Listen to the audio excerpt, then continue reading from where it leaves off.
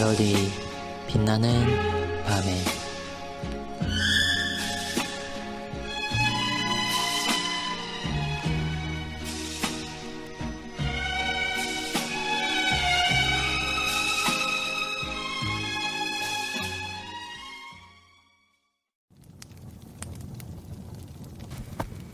병자의 방문에 관하여 본문은 34, 35일차를 참고하시기 바랍니다. 이제 병자의 방문에 관하여 본문에 대한 해설을 살펴보겠습니다. 이 주제에 대해서는 웨스트민스터 예배 모범에서 결코 적지 않은 분량으로 다뤄지고 있는데, 특별히 이 주제의 맥락을 이해함에 있어서 1934년도에 조선 예수교 장로회가 채택한 예배 모범의 첫 단락의 문장을 검토해 볼 필요가 있습니다. 왜냐하면 조선 예수교 장로회 예배 모범에서 밝히는 것처럼 옛적 사도시대에는 성신의 권능으로 병 고치는 능력을 받은 사람들이 많이 있었으나 지금 교회에 그런 권능을 주시지 아니하셨느니라는 문장에서 알 수 있듯이 병자를 신방하는 것은 주로 병자의 육체와 관련한 것이라기보다는 환자의 심령에 관한 위로와 권면에 관련된 것이기 때문입니다. 그러므로 목사의 의무에 관한 언급으로 시작하는 웨스트민스터 예배 모범의 병자의 방문에 관하여 언급한 두 번째 단락에서도 이르기를, 그는 건강할 때에 죽음을 예비하도록 성도들에게 권유토록 한다. 그리고 성도들은 그들의 심령의 상태에 관하여 자주 그들의 목사와 함께 의논토록 한다. 그리고 병원 중에 있을 때에는 그들의 기력과 이해력이 떨어지기 전에 시기적절하게 목사의 조언과 도움을 받도록 한다고 한 것입니다. 그러나 오늘날의 병자 신방에서는 이러한 웨스트민스터 예배 모범의 취지가 퇴색하여 오히려 육체의 회복과 강건을 위해 강구하는 데에 치중하는 경향이 많습니다. 그러므로 웨스트민스터 예배 모범의 지침들을 통해 성경적으로 합당한 병자 신방의 자세에 관해 정립할 필요가 오늘날에는 더욱 요구된다 하겠습니다. 질문입니다. 웨스트민스터 예배 모범은 병자가 아프고 괴로울 때에 대하여 기본적으로 어떠한 때라고 말하고 있습니까? 기본적으로 웨스트민스터 예배 모범에서 규정하고 있는 병자의 신방은 믿는 신자들의 경우를 다루고 있습니다. 즉 평소에 건강했을 때에 생활 가운데서 잘 드러나지 않거나 인식하지 못했던 심령상의 문제들을 그들의 기력과 이해력이 떨어지게 되는 가운데서 영원함과 관련하여 저희 심령의 형편이 어떠한지 더욱 깨닫게 되기 때문입니다. 그러므로 평소에 드러나지 않았던 심령상의 취약점이나 신앙상의 불완전한 점들을 분명하게 발견하여 이를 북돋으며 위로할 수 있는 시기가 바로 병원 가운데 있는 시기인 것입니다. 뿐만 아니라 그 시기는 평소에 하나님의 말씀과 그로 말미암는 위로에 관한 필요를 전혀 느끼지 못하던 불신앙의 사람조차도 말씀에 대한 관심과 영원함을 사모하게 되는 계기가 될 수 있는 시기이기도 합니다. 그러므로 병자에 대한 신방은 목회적으로 특별한 기회를 제공하는 시기라 하겠습니다. 질문입니다. 웨스트민스터 예배 모범은 병자가 아프고 괴로울 때에 대하여 또한 어떠한 때이기도 하다고 말하고 있습니까? 웨스트민스터 예배 모범은 병자의 방문에 대하여서 목사의 의무는 자신에게 맡겨진 사람들을 공적으로 뿐만 아니라 사적으로도 가르칠 책임이 있다. 특히 그의 시간과 능력, 그리고 개인적인 안전이 허용되는 한 훈계와 간곡히 타이름, 꾸짖음과 또한 그들을 위로하여야 한다는 지침 가운데 시작하고 있는데, 신자가 아프고 괴로울 때에 직면하면 자칫 그 마음과 심령이 연약해져서 평소에 간과할 수 있었던 여러 문제들 가운데서 어려움을 겪을 수도 있는 시기입니다.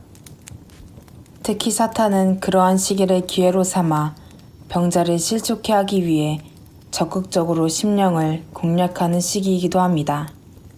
그러므로 누가복음 22장 31절 말씀에서 주님께서는 이르시기를 사탄이 너희를 밀 까부르듯 하려고 요구하였다고 했고, 베드로전서 5장 8절에서도 사도 베드로가 이르기를 너희 대적 마귀가 우는 사자같이 두루 다니며 삼킬 자를 찾는다고 했습니다.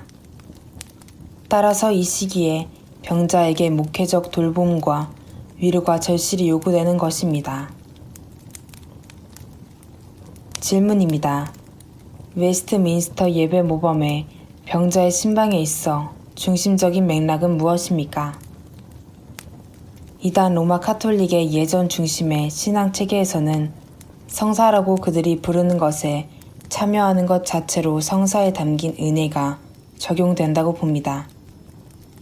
그러므로 영아 혹은 유아들의 경우처럼 신앙을 이해하거나 고백할 수 없는 상황일지라도 세례 성사를 시행하는 것 자체로서 필연적인 구원에 이르게 된다고 잘못 보는 것입니다.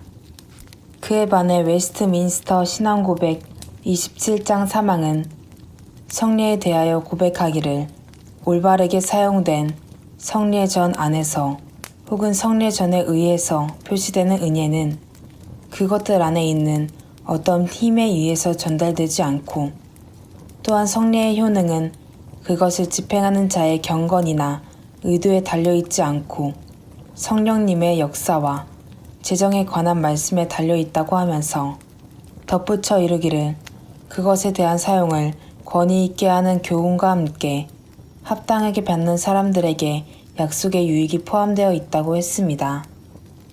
그러므로 성례를 포함한 우리들의 신앙에 있어서 중요한 맥락은 성례의 시행과 같은 외형적 형태뿐 아니라 그 재정에 관한 말씀과 그 교훈에 대한 바른 이해와 깨달음에 있는 것입니다.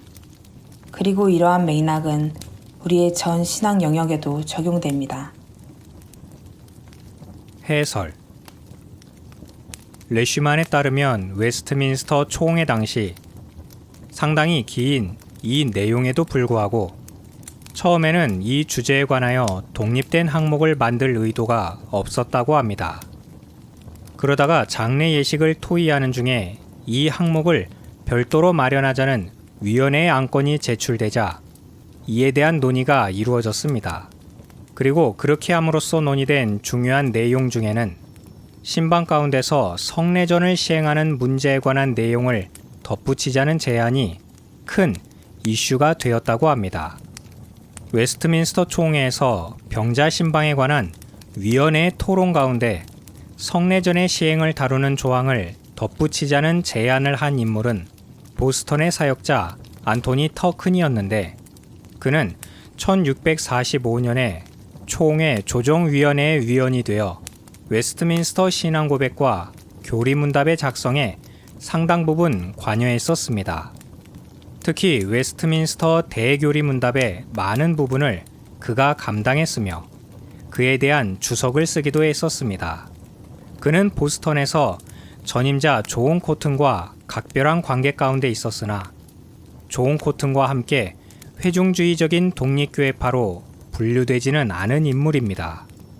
그럼에도 불구하고 코튼에게 완곡한 영향을 받은 것으로 보이는데, 그가 병자 신방에서 성례를 시행하는 문제를 덧붙이자고 제안했던 것은 바로 그러한 배경 가운데서 나온 것으로 보입니다. 그러나 병자 신방에 관한 웨스트민스터 예배 모범의 조항에 성례전 조항을 덧붙이는 문제는 위원회에서 통과되지 못하고 기각되었는데, 이는 사적인 성례의 실행이 잘못됐다는 뜻입니다. 엘리자베스 여왕 시대의 개혁자들 가운데 토마스 카트라이트와 같은 인물이 일찍이 영국의 국교회주의자들과 교리 논쟁 가운데서 장로주의적 입장을 피력하는 가운데 죽은 자의 장례에 대하여서 그것은 공식적인 사역적 직무에 속한 것이 아니라 교회에게 속한 것이라는 입장이었고, 또한 주의 만찬은 사적으로 시행되어서는 안 된다. 그리고 세례는 여자들이나 일반 신자들에 의해 시행되어서는 안 된다라고 하는 견해를 분명히 밝힌 바 있습니다. 즉, 웨스트민스터 총회의 중심 그룹인 장로주의의 원칙 가운데서 병자의 신방에 관한 모범은 목사의 공적인 사역으로서가 아니라 교회에 속하는 부가적인 사역의 영역에 속한다고 보았던 것입니다. 그러므로 병자 신방에 관한 항목은 기본적으로 교회와 목회자의 자유재량에 속하는 부분인 것입니다. 이러한 입장이 의도하는 바는 교회와 목사의 재량에 따라 자유로이 성례전을 시행할 수 있다는 입장이 아니라 정반대로 굳이 목회적 직무로서 명시하여 성례전 시행의 문제를 공적으로 다룰 필요가 없다는 취지입니다. 이는 카트라이트가 국교에 대해 변론하면서 제기한 주의 만찬은 사적으로 시행되어서는 안 된다.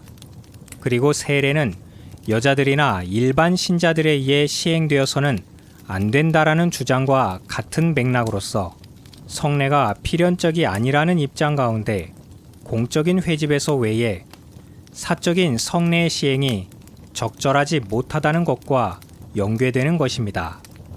사실 웨스트민스터 예배 모범이 오더라는 단어를 사용하지 않고 디렉토리라는 단어를 사용한 것에서 알 수 있듯이 예배 모범은 모든 교회 예배와 신앙생활의 틀을 통일하도록 명령하는 성격이 아니라 지침을 제시하는 가운데 충분한 자유를 보장하는 입장입니다.